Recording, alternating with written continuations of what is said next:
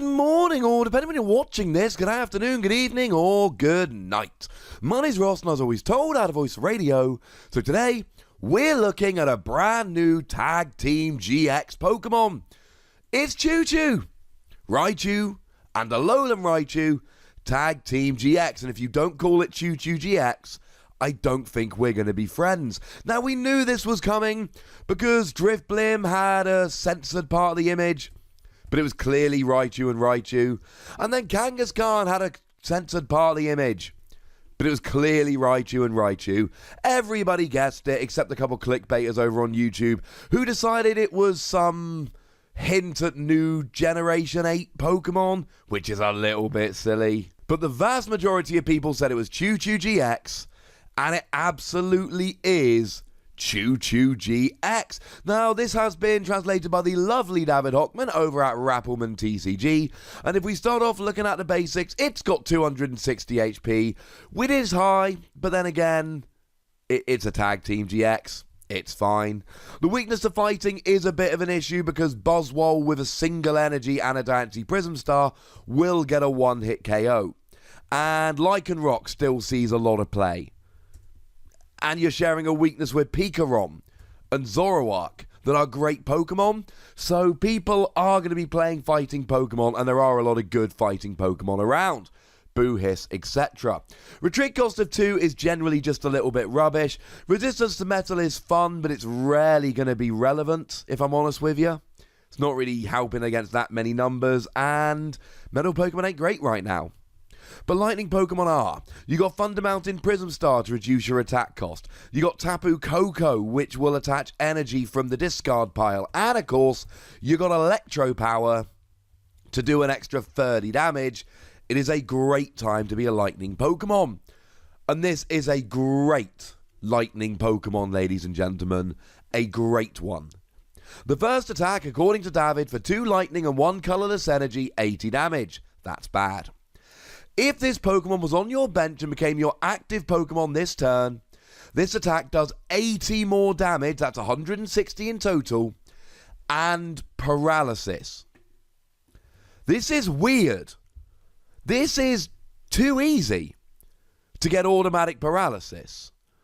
You don't usually get automatic Paralysis this easily. If we look at stuff that gives you automatic Paralysis, we're looking at stuff like Excelgor, which shuffles a Pokemon back into your deck. Or Beedrill, that discards all the energy attached to it. We're not usually talking a basic Pokemon for free energy that just has to get into the active. And look, we've seen Golisopod have this kind of attack, and that could use it every turn. We'll get more into it in a minute, but at the moment we got Zapdos, which does more damage if you get in the active, and those Pokemon haven't struggled. This is easy Paralysis. The easiest we've had recently has been the Kyurem, which is going to be coming in Unbroken Bonds, whereby if you got free energy on, pretty much the same cost, but water, not lightning, and you discard 2 energy, you get 110 in automatic Paralysis. And then you use Naganadel and Quagsire to get the energy back. But this is even easier. You've just got to get out the active and then back in the active. This is pretty much every turn Paralysis. And the thing is, you've got existing lightning stuff which you can really take advantage of.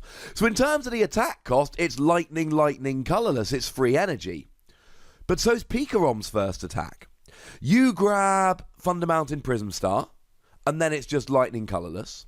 You get a Tapu Koko on your bench with lightning in the discard. You Lost Zone it and attach an energy, and then you attach from your hand and you're ready to go. And you can use Lizia to search both of those cards out in one go. This is an easy turn 1 attack to get off. Well, not easy, but certainly doable. It's not a ridiculous turn 1 cost. Thunder Mountain, Tapu Koko, attached from hand, 160, and automatic Paralysis. And yeah, you've got to get out the active and back in the active, but we're doing that with Zapdos at the moment, and it's really not that difficult. We've got stuff like Guzma, which is fun, but you can just play Switch. And of course, you're not just going to be switching this in and out the active, you're going to be switching it for Jirachi. And you're going to have an escape board on Jirachi, and you're going to be using Jirachi's ridiculous ability that lets you look at the top 5 cards of your deck, find a trainer, and put it in your hand, so that you can find stuff like Electro Power when you need it. And then every turn you just switch to Jirachi, use the ability, retreat with escape board, and then do 160 in Paralysis. And you just keep going and doing this on a loop every turn. And then, of course, if you don't need to do that much damage, you don't switch into Alolan Raichu and Raichu. No. You switch into Zapdos, which is a proven great Pokemon. This just slots so neatly into the Zapdos Jirachi archetype, which is one of the best decks in the format at the moment, except now you're doing huge damage and automatic Paralysis. Now, in terms of the Paralysis, your opponent can get out of it. I've already mentioned Guzma. We've also got Ace Roller, which will allow them to just pick up a damaged Pokemon. But then again, if you're that worried about Ace Roller, please do remember we got the Mr. Mime in Team Up, which stops your opponent picking up a damaged Pokemon. So essentially, it's just an Ace Roller counter, which is really, really good. They can still use Guzma, they can still switch, but if you take Ace Roller off the board, and let's face it, right, if you're playing this, you're playing Mr. Mime. That is going to give you a huge advantage. Incidentally, your opponent can play Alolan Muck to get rid of Alolan Mime. And if they do, that's really just a good for them kind of thing. If you're playing Mime to stop them getting out of Paralysis, and they're playing Alolan Muck to stop you stopping them getting out of Paralysis, there comes a point where you just have to say, you know what? That's a good play on your part, and then you have to just try and take out the Alolan Muck, or maybe you take out the Alolan Grimer using Zapdos in the early game. There's plenty of things you can do. And then we get to the damage, and 160 generally is fine. That's enough to KO the vast majority of non-GXs. Even big stage 2s like Dragonite or things like Solgaleo Prism Star will be going down. You add a Choice Band, and all of a sudden you're up to 190. There's a whole bunch of stuff like Buzzwole GX that are going down. And then you've got Electro Power. So 1 Electro Power, 220. There's Zoroark and Lycanroc. 2 Electro Power, you're up to 250. And there's stuff like Pikachu and Zekrom. And even the giant Stage 2 GXs like Metagross. And you can keep going. If you really want to go Choice Band and 4 Electro Power, and I know that's a lot to ask, and I'm not suggesting you should every turn, that's going to be pretty difficult, but if you do, that's Magikarp and Wailord Tag Team GX getting 1-hit KO'd. You can get up to huge damage here. The reality is, most of the time, you should be getting a 1-hit KO on this, unless you're against really beefy GXs or Tag Team GXs, but you've got the automatic Paralysis. And the automatic Paralysis here is almost not actually that good, because most of the time you'll be getting a 1-hit KO. But make no mistake about it, getting in and out the active, as we've proven with Golisopod and Zapdos, ain't that difficult. And essentially here, paying the attack cost with Tapu Koko and Thunder Mountain Prism Star ain't that difficult. And you've got an attack which should be 1-hit KOing most stuff, and anything it doesn't, you've got automatic Paralysis. It is phenomenal. Now, as to the GX attack, it's not quite on the same level. It does 150 and switches with one of your bench Pokemon, which incidentally is Golisopod GX's GX attack. Like, exactly. It's also Persian GX's GX attack, which is also kind of funny. But if you add 2 more lightning, then you're doing 250, which is pretty nice, and still switching to the bench. Honestly, the worst thing about this GX attack is it's not Pikarom. You see, Pikarom, when it's got 6 energy on, which is only 1 more, does 200 to the active and 170 to one of your opponent's benched Pokemon.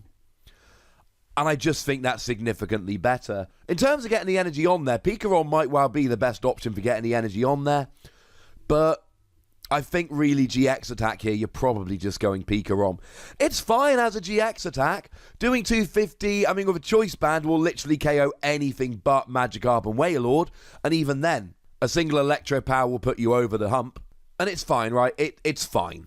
We've just got a much better option So I'm just not terribly excited. But I don't think you need to be terribly excited about the GX attack, because this first attack is one of the best attacks I think we're going to have in the entire game. And yes, I know you can use Magnezone to try and get the energy on, but I just don't think you need it. You could use Magnezone and start using stuff like Ace Roller, and then reattaching with Magnezone, but honestly here, I think the best thing to do is just use Tapu Koko to accelerate energy to 2 of these. Use Thunder Mountain to cheat the first one a little bit. You can use Zapdos for a single energy attachment. And I think you just rock along like that. Use Pikarom at some point, could be really, really good. But I certainly think you just chuck this in with Zapdos Jirachi. You play Pikarom as well because it's too good not to. And you can play this as a deck on its own. It's good enough to play on its own. But it also fits beautifully into what might well be the best deck at the moment, and I think that's probably the better use. I think Magnezone Ace Roller is a fine way to play it, but I do think that is adding the inconsistency of a Stage 2, which I don't really think you need to do. I think Tapu Koko, Thunder Mountain, Prism Star, and Pikarom with Jirachi will do very, very nice indeed. This is a 5 Wossie card. This first attack alone is phenomenal, and if we didn't have such good ways to get the energy on, maybe it wouldn't be this good. And if we didn't have Electro Power to hit numbers we shouldn't be hitting, maybe it wouldn't be this good. And if it didn't pair so well with Jirachi and Zapdos, maybe it wouldn't be this good. But it does do those things, and it does have those things. And it really is over the top, crazy good. You are going to see this on the top tables of tournaments. I am absolutely convinced about that. But are you convinced? Let me know in the comments section. Go nuts, ladies and gentlemen. But please do remember the rule. Be nice, would ya? And then make sure you like this video, subscribe to this channel, follow me on Twitter at @TheWassie, and Twitch for some live action at twitch.tv/PTCGRadio. If you want to support the channel, get some bonus podcasts and all that, head on over to patreon.com/PTCGRadio, where you can do exactly that. And please do make sure you're checking out youtube.com/WassiePlays, where we talk about other games. But by far the most important thing, as always, look after yourselves till next time. Thank you very much for watching. My name's Ross, and you've been watching PTCG Radio.